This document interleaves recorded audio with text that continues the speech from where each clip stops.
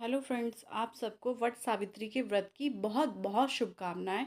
तो आज मेरा पहला व्रत है और इसी के साथ मैं शेयर करूंगी अपनी पूजा विधि कि मैंने कैसे कैसे पूजा की है। तो यहाँ पर मैंने सबसे पहले पान का पत्ता लिया है और उसे गंगा जल से शुद्ध कर लिया है। उसके बाद जो है जितने भी मतलब आपको बड़ के पत्ते लेने हैं, 5 ले लीजिए, 7 ले लीजिए।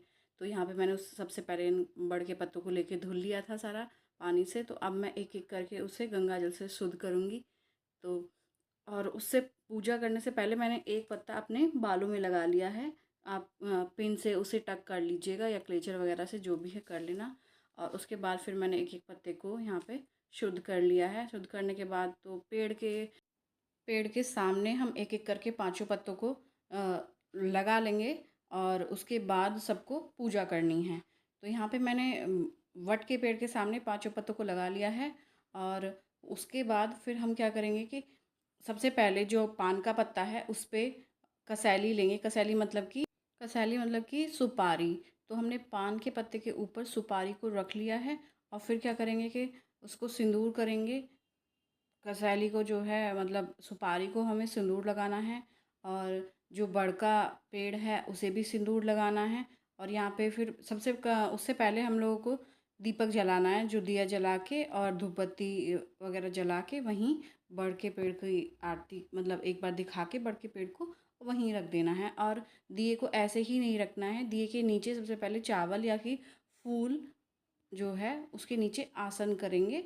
और फिर उसके ऊपर दिया रखेंगे। फिर उसके बाद हमें थापे लगाने हैं। थापे कैसे, रात को ही एक दिन पहले हमने थोड़े चावल और चने अलग अलग भिगो दिए थे। तो चावल को सुबह क्या करना है, पीस लेना है, उसका पेस्ट बना लेना है और उसमें थोड़ी सी हल्दी मिला लेनी है। तो उसी को हाथ से लेके, पांचों उंगलियों से लेके पहले तो 5 बार जो है बड़ के पेड़ को लगाना है थापे। और उसके लगाने के बाद फिर हम क्या करेंगे कि बड़ के पेड़ के बाद फिर पंखा जो है, पंखा पे 5 बार थापे लगाने हैं। जैसे ऐसे करके 5 बार उस पर थापे लगाने हैं। और पंखा पे लगाने के बाद फिर कलश जो है, कलश चाहे तो आप मिट्टी का ले सकते हो या फिर तांबे का ले सकते हो, किसी का भी आप कलश ले सकते हो। तो उसके लगाने के बाद हमें कलश पे थापे लगाने हैं 5 बार। जब ये पूरा हो जाएगा थापे लगाने के बाद फिर क्या करेंगे, हम सावित्री की और उसकी सत्यवान की उसके भी फ़ोटो बनाएंगे। वो किससे बनाएंगे, ये जो चावल का जो पेस्ट जो हमने बनाया है उसी से हमें उसकी तस्वीर बना लेनी है वहीं पे। और उसके बनाने के बाद क्या करेंगे, उसी पे सिंदूर लगाना है सब पे। तो अब क्या है, फिर जो हमने थापे लगाने के बाद पहले तो बड़ के पेड़ को सिंदूर लगाना है, माँ पार्वती का नाम लेके वहाँ पे सिंदूर लगाना है। और माता सावित्री की जो फ़ोटो बनाई है उस पे सिंदूर लगाना है। फ़ोटो मतलब कैसे बनानी है, सिंपल एक लाइन खींच के हाथ पैर बनाना है और मुंह बना लेना है, बस वही फ़ोटो है। उसके बाद जब ये सब करने के बाद हम क्या करेंगे, कलावा लेंगे और कलावे के से जो है वस्त्र समर्पण करेंगे। और उससे पहले यहाँ पे मैंने जो है जो बड़ के पत्ते हैं उन सबको एक एक बार सिंदूर लगा दिया है।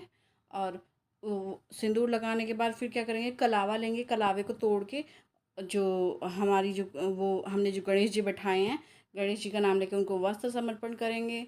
सावित्री माता के वहाँ पे बड़ को थोड़ा सा कलावा तोड़ के वस्त्र समर्पित करेंगे। और जो सिंदूर लगाने के बाद फिर अपने थोड़ा सा लगा लेना है उसी से लेकर। तो यहाँ पे मैं अब बना रही हूँ फ़ोटो सावित्री जी की, लेकिन आपको तभी बना लेनी है या फिर कभी भी बना लो, ऐसा कुछ नहीं है। फिर वस्त्र वगैरह समर्पण करने के बाद आप चाहे तो चुनरी भी चढ़ा सकते हैं, छोटी वाली चुनरी भी समर्पित कर सकते हैं। और मैंने तो यहाँ पे श्रृंगार वगैरह का और श्रृंगार और साड़ी वगैरह सब कुछ चढ़ाई है, तो मैं तो इसीलिए चुनरी नहीं चढ़ा रही हूँ। यहाँ पे मैंने साड़ी और पूरा श्रृंगार का सामान लिया है, तो वो सब मैंने यहाँ पे चढ़ाया है। तो यहाँ पे अब मैं सबको सिंदूर लगा रही हूँ। तो आपको भी ऐसे कर लेना है, सबको सिंदूर लगा लेना है। और पंखे पे भी 5 बार सिंदूर लगाना है, लंबा लंबा करके। और सिंदूर हमेशा नीचे से ऊपर की ओर ही लगाना है आपको। हमेशा नीचे से ऊपर की ओर ही लगाते हैं। तो यहाँ पे जब हम पंखे को पूरा सिंदूर लगा देंगे, तो मैंने तो घर पे पूजा की है इसीलिए छोटा सा वट का पेड़ है। अगर आप बाहर करने जा रहे हैं तो वहीं पंखे को ऐसे करके वहीं पे रख देंगे। मैंने भी बड़ के पेड़ के पास रख दिया है। उसके बाद जो हमने शाम मतलब रात में जो चने भीगे हुए थे और जो चावल का पेस्ट बनाया था, उससे पहले थोड़े से हम चावल निकाल लेंगे कच्चे, ताकि वो भी हमें पूजा में चढ़ाने पड़ेंगे। तो यहाँ पे चना सबको चढ़ा देना है और जो कच्चे चावल हैं सारे पत्तों पे चढ़ा देने हैं, वट के पेड़ के अंदर भी चढ़ा देने हैं। और ये मैं अभी वस्त्र जो है सबको समर्पण कर रही हूँ। मैंने कहा गणेश जी को भी और उस पे माता पार्वती को, सबको मैंने यहाँ पे कलावे से वस्त्र समर्पण किए हैं, फूल समर्पित किए हैं। और माला जो है, माला भी आपको उस पर चढ़ा देनी है, जो भी आप माला लाएं। और जितने पत्ते हैं सबके ऊपर फूल वगैरह सब कुछ, मतलब फूल अक्षत जो भी है सब आपको चढ़ा देने हैं। फिर अब यहाँ पे जो भीगे हुए चावल हैं वो मैं सब पे एक एक करके चढ़ा रही हूँ। तो ये सब चढ़ाने के बाद मैं एक और बात आपको बताना चाहती हूँ कि जो आपको पंडित जी को देना है वो आप पहले से ही करके रख लें, जिसमें कि कुछ आलू, आटा, चावल, सब्जी, जो भी आपको रखना है, जो भी आपकी इच्छा हो उसके अकॉर्डिंग आप दान रख लीजिएगा, और दक्षिणा जो भी देनी हो। तो यहाँ पे फिर मैं सारे पत्ते जो है 5 पत्ते, उनके ऊपर फल समर्पण करूँगी। फल मैंने 5 तरह के लिए हैं, तो आप 5 तरह के फल ले सकते हैं और एक एक करके यहाँ पे सबको फल अर्पण करना है। जितने भी, मतलब जो हमने 5 पत्ते रखे हैं सबके ऊपर आप एक एक रख सकते हो, दो दो रख सकते हो, जैसी भी आपकी इच्छा हो, जैसे भी आपको लगता है कि हाँ इतना हम रख सकते हैं।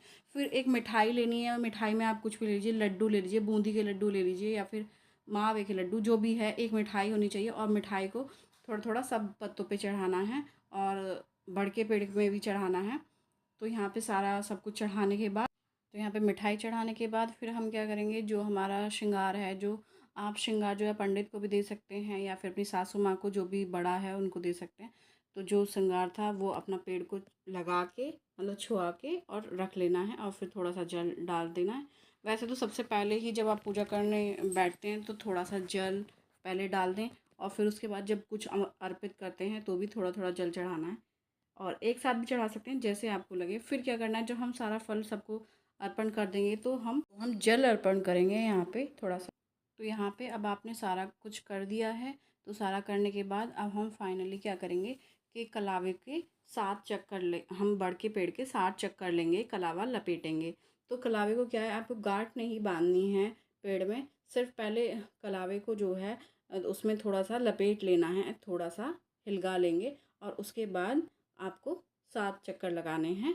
और आप 7 लगाएं, 11 लगाएं, 21 लगाएं, 108 लगाएं, वो आप ही मर्जी है, लेकिन ज़्यादातर तो 7 ही लगाते हैं। हमारे यहाँ तो 7 ही लगाते हैं, मेरे जो ससुराल में है, तो इसीलिए आपको फिर 7 इसका चक्कर लगाना है। और पूरा 7 चक्कर लगाने के बाद आपको क्या करना है, अब चाहे कितना बड़ा भी कलावा हो, चाहे आपने छोटा लिया हो या बड़ा लिया हो, अब बड़े पेड़ पे जाओगे तो फिर यूज़ तो तब तो पूरा आ जाएगा, लेकिन अभी क्या है कि छोटा पेड़ है ये, और आपके पास अगर बड़ा कलावा है तो कोई दिक्कत नहीं। जो भी 7 चक्कर लगाने के बाद क्या करेंगे, उस कलावे को वहीं मतलब लपेट देंगे, उसी बर्ग में छोड़ देंगे।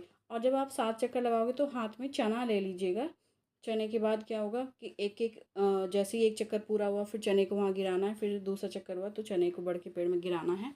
तो मैंने उस तरीके से 7 चने ले लिए थे, और लेने के बाद फिर पूरा चक्कर लगाया था। और फिर जब पूरा चक्कर हो गया तो मैंने कलावे को वहीं रख दिया, मतलब पेड़ में ही गाड़ दिया इस तरीके से उसमें। और ये सब होने के बाद फिर क्या करनी है, कथा करनी है।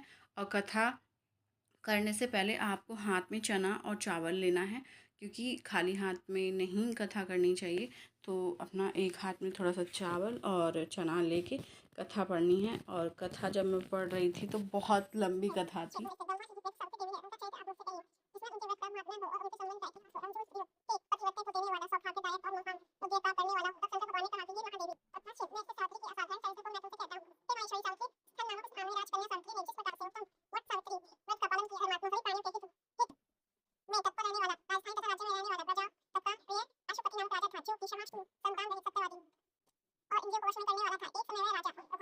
फ्रेंड्स, यहाँ पे मैं आपसे एक बात कहना चाहती हूँ कि मैंने आपके साथ बहुत ही सिंपल पूजा विधि शेयर की है। बाकी आपके यहाँ जैसा होता हो आप वैसा कर सकते हैं। और हाँ, जैसे आपने सुहाग का सामान रखा है ना, तो वहाँ पर एक नया रुमाल भी रखें और उसकी पूजा करके अपने पति को दे दें। फिर श्री ब्रह्मा जी प्रिया सावित्री देवी राजा का प्रसन्न हुए। तो यहाँ पे जिस दिन वट सावित्री का व्रत था उससे एक दिन पहले तो यहाँ पे बहुत बारिश हुई थी, आंधी वगैरह आई थी। तो अगले दिन भी काफ़ी तेज़ हवा चल रही थी। तो फिर दिया ऐसे तेज तेज से जल रहा था, मतलब बुझने का डर था, तो हमने चिमनी सी लगा दी। तो यहाँ पे मेरी कथा पूरी हो गई है और जो हाथ में आपने जो ले रखा था ना चना और चावल, उसी को बड़ के पेड़ में समर्पण कर देना है। और उसके बाद आपको बड़ के पेड़ को गले मिलना है 2 बार, 5 बार, 7 बार, जैसे भी आपका मन करे, 5 बार, 7 बार, 11 बार, जितनी बार भी आपका मन करे। और फिर गले मिलने के बाद जो भी फल रखे हुए हैं नीचे, तो पहले अपने आंचल में 5 फल लेने हैं, 5 बार उठाना है 5 फलों को, 1, 2, 3, 4 और 5। 5 बार उठाने के बाद और आपको खड़े हो जाना है और जो आप अपने पति की पूजा करनी है। पति की पूजा में सबसे पहले जो हमारा जल था ना, उसमें जो हमने बड़ के पेड़ को चढ़ाया था, उसमें से थोड़ा जल बचा लेना है। बचाने के बाद फिर क्या करना है, मिठाई और तिलक करने के लिए सिंदूर और सिंदूर रोली जो भी हो, और जो पंखा है वो भी लेना है। तो यहाँ पे मैं अपने पति की पूजा करने जा रही हूँ। और पूजा करने से पहले मैं माता से यही प्रार्थना करती हूँ, हे माँ, हमारे पति की लंबी आयु हो, दीर्घायु हो, हमें अखंड सौभाग्यवती का वर दो माँ।